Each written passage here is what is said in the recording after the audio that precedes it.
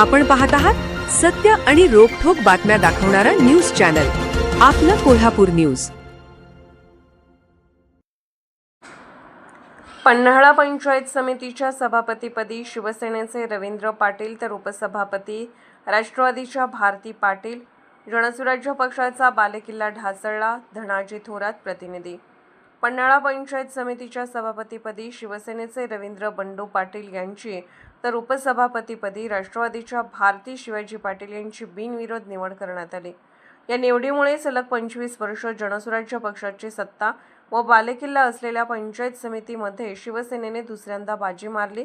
निवड प्रक्रियेच्या अध्यक्षस्थानी निवडणूक निर्णय अधिकारी तहसीलदार माधवी शिंदे होत्या। पन्हाळा पंचायत समितीत 12 पैकी 7 सदस्य हे शिवसेना व राष्ट्रवादी पक्षाचे तर जनसुराज्य पक्षाचे 4 सदस्य व 1 अपक्ष असे बलाबल आहे।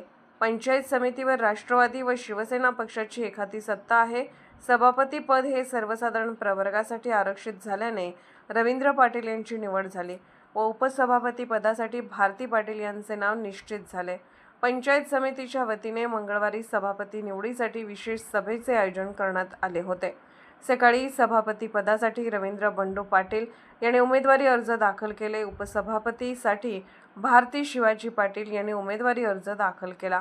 विरोधात एकही अर्ज दाखल केला नसल्याने निवडणूक निर्णय अधिकारी माधवी शिंदे यांनी दुपारी 2 वाजता बिनविरोध निवड जाहीर केली। तहसीलदार माधवी शिंदे व गटविकास अधिकारी सोनाली माडकर यांच्या हस्ते पदाधिकाऱ्यांचा सत्कार करण्यात आला। निवडीनंतर नूतन सभापती रवींद्र पाटील यांनी पन्हाळा पंचायत समितीत सर्वसमावेशक व पारदर्शक कारभार करणार असल्याचे आश्वासन दिले। यावेळी गोकुळ संचालक अजित नरके, राष्ट्रवादी पक्षाचे जिल्हाध्यक्ष बाबासाहेब पाटील आसुर्लेकर, पी.डी. पाटील, जयंत पाटील, शिवाजी सांगळे, कोलोलीचे एस.के. पाटील, पुनाळचे रवींद्र चौगले, जिल्हा परिषद सदस्य जयंत पाटील, भगवान पाटील व मान्यवरांसह पक्षाचे कार्यकर्ते मोठ्या संख्येने उपस्थित होते। सभापती निवडीनंतर कार्यकर्त्यांनी गुलालाची उधळण व फटाक्यांची आतिषबाजी करत आनंद व्यक्त केला।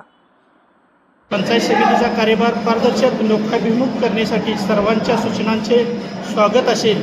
सर्व घटकांना विश्वासात घेऊन पंचायत समितीचा विकासाभिमुख कार्यक्रम तसेच विकास केला जाईल अशी ग्वाही देतो। या निवडीनिमित्त आम्हा सर्वांना आशीर्वाद देण्यासाठी येथे उपस्थित तालुक्यातील सर्व ज्येष्ठ नेते तसेच झेडपी सदस्य पदाधिकारी यांचे शिवसेना पक्षाच्या वतीने तसेच राष्ट्रवादी पवार पक्षाच्या वतीने मी आभार मानतो आणि त्या सर्व 12 सदस्यांना विश्वासात घेऊन काम करण्याची माझी पूर्णपणे तयारी असेल। यात कोणताही बदल होणार नाही आणि तालुक्याचं नाव उज्ज्वल होईल यात शंका येणार नाही।